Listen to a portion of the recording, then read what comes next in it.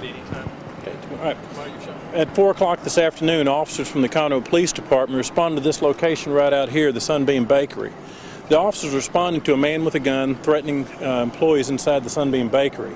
We believe at this point that the decedent at the scene was somehow involved with one of the employees. There was a level of agitation. Officers had responded earlier in the day. The suspect was gone upon arrival. The officers then again summoned out here to the same scene. What you'll see is this scene still staged exactly as it was. Supervisors with Conroe PD, along with other responding officers, got on the scene. They saw a man with a shotgun. The officer started indicating to the guy, drop the weapon, drop the weapon, drop the weapon. Our investigators with the Montgomery County District Attorney's Office, along with Conroe Police Department's Public Affairs Division, and their detectives are all investigating this shooting. Right now we've been able to at least view the video of the shooting, and what you'll hear is exactly what we're telling you, which is that the officer saying, put the gun down, put the gun down. The suspect lays over the back of the car, fires one time at the supervisor, striking the supervisor in the face. At this point, the officer's in stable condition. He was life-flighted to Herman Hospital. We do believe that he's going to make it, but he has suffered wounds to his face. Several officers returned fire, striking the suspect at least one time, killing him, and he's still there on the scene. So, any questions? In terms of the involvement between the employee and the suspect, we've heard different accounts of what it could be. Can you elaborate on what? Still under investigation at this point. Conroe Police Department and the District Attorney's Office have taken several witnesses from the scene. Of course, what we'll do is we'll get the written statements from them. There's video here at the scene that we're getting from the Sunbeam Company. Everybody here has been 100% cooperative in the investigation, from the officers all the way to the employees, and the witnesses, the civilian witnesses on the scene, are all consistently saying that they could hear the shotgun being discharged before they were able to hear the rifles returning fire. So what about was there an ongoing relationship? It wasn't anything that happened in the store, right? It was No, there's nothing that happened in the store. My understanding is at this point, and it's just preliminarily, there was some type of a relationship between the decedent and one of the employees in the store. like a romantic relationship or? No, it's too early to say at this point in the investigation. And some history going back to maybe about a year's time? I don't know anything about that. We're initially called out as part of the District Attorney's Office to look at the shooting itself.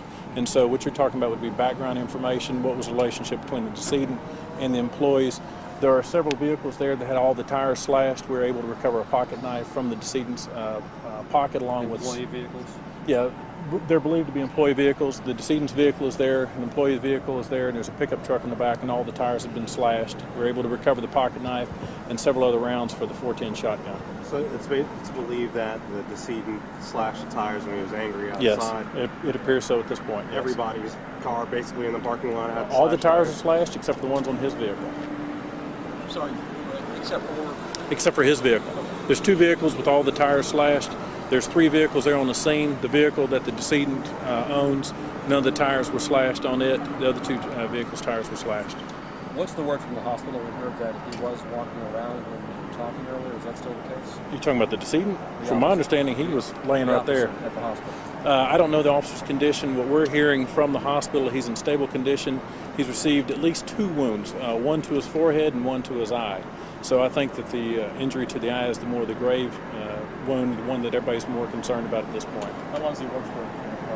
Russell, do you know how long? I can't give you the length of service yet. I don't have a start date, but he's a sergeant, so he's been there pretty long. Sergeant supervisor. He's the one that you actually hear on the tape saying, put the gun down, put the gun down, put the gun down.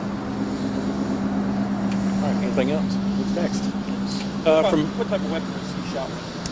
.410 shotgun is what the decedent was using. We're able to recover the shotgun as well as the rounds.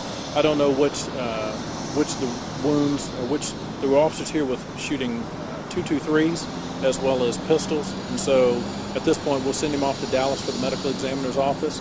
Then from there, Conroe PD will turn over their summary of their investigation, and then we'll pick it up from there along with our investigators, and we'll present it to a grand jury here in Montgomery County. How many shots were fired by officers? Several. And what about by the victim?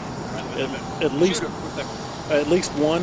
The decedent, the two shotgun shells, it's not an over and under, it's a double barrel .410 shotgun, and so you can see that one of the rounds has been discharged. There's another one in there that's still full. He's shooting as a .410 double barrel, and he's got several rounds in his pocket that hadn't been discharged yet either. Long shot, first shot, Number 6.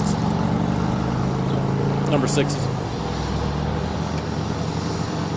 And what's next? What happens next in this whole deal? After this, Conroe PD will finish up with their investigation. We still have statements we need to get from the witnesses. Sunbeam is cooperating. There's a video of the scene there. We'll get the video from them as well as the remainder of the video from Conroe PD. Once we get the witness statements, and Conroe PD will not only do their investigation of the shooting, but they'll do their administrative portion of it. They'll turn it over to us. Our investigators will accompany the body to the Dallas ME's office for the autopsy, along with Conroe PD investigators, and then probably somewhere between 6 and 8 weeks from now, it'll be presented to a grand jury here. Your name once again, sir? Brett Ligon. I'm the Montgomery County District Attorney's Office. We respond to all officer-involved shootings. Anytime that there's a officer's discharged a weapon, we're going to put it in front of a grand jury. How many officers actually involved in the shooting? 3 officers shot. There were 4 officers who were on the scene. The 1 officer who got struck did not shoot. There were 3 other officers staged at the west, 336 North Loop, another vehicle here, and of course another vehicle here. So we had 3 officers who were active in the shooting, and we were able to isolate the 3 separate So scenes. he wasn't able to get a return shot off on him. He just got shot and wasn't able to get returned to him. He shot, whether he returned or whether or not he shot first, we do know he discharged his shotgun at least one time, striking the supervisor in the face. No, I'm saying the sergeant, was he able to get a shot off? I don't believe so. No, we're not releasing the name pending notification. You got to remember the scene is at this point about 2.5 hours old, so approximately 52, 54 years old. No, not recently. Just his status. Everybody pray for the sergeant. I do believe he's been pulled through, but of course his injury to his eyes is the more concerning injury for me.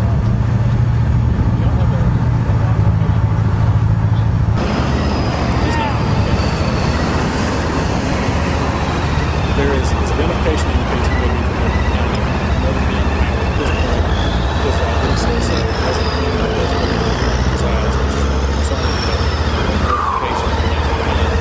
It's just not fair to the family yet for us to start getting into it, who he is, where he is, until we've got the ability to notify him. Hey, how's it going? But I'm sure if y'all follow him tomorrow, we'll be able to give you more details.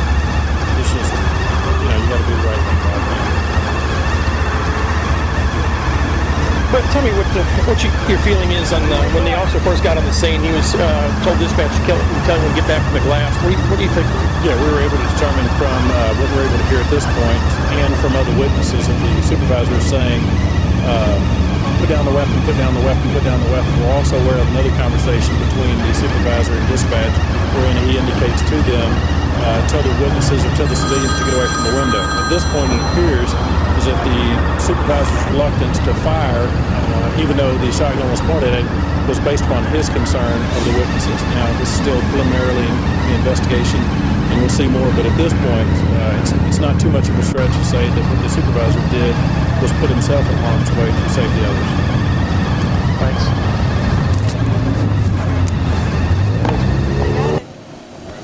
All right, Chief, you ready? Yep. All right, Chief, tell me your name, please. Philip Dupuis, Spell your last name, please. D-U-P-U-I-S, And you were with? the Conroe Police Department. All right, what can you tell us about your sergeant? I can tell you that Sergeant James Kellerman, a 6-year veteran of the Conroe Police Department, was the officer involved in this evening. He was injured in the face. His eyes injured. He's in stable condition. He's doing good. He's alert and talking to us. He's concerned about his eye, but he's in good spirits. So he was shot in the eye, and where else was he sprayed? In the face area. So the DA wasn't real sure, but forehead. In the forehead, yes. So he was shot in the eye and the forehead from Yes. the shotgun blast. That's correct. All right, and tell me. I know he did. Initial reports say he was up and walking around afterwards. Tell me that. I saw him at the hospital, and he's lurking away. I don't know if he was walking around or not, but he's doing good. He's joking around with us up there at the hospital. His family's there. He's got lots of support, and he's doing really good. How would you assess his actions tonight? Very good. I would say that about all of the officers that were here involved. I think they all did an outstanding job.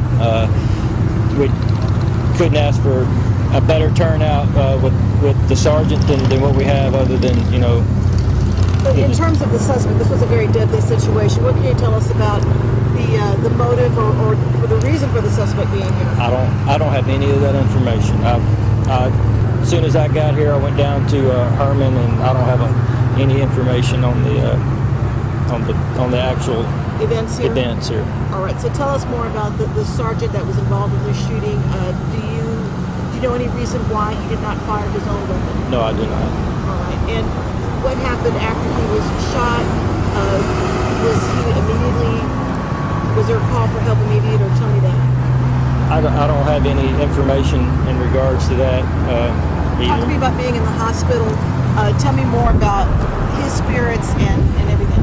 His spirits is good. He has a large family of law enforcement. His father and brothers are in law enforcement also, so they were all there to support him, and his spirits were really good. And tell me your conversation with him. Was he trying to reassure you, or the other way around? Oh no, the other way around. He's concerned. All he's ever wanted to do in his life is be a policeman, and he's just glad that he's alive to see his wife and children. So what is your concern now for his health? I think he's gonna be okay right now. I think he's gonna heal up. He'll be back on the streets before we know it. You're concerned for his vision, your eye. Tell me about that. I think he's gonna have a full recovery. That's my beliefs. All right.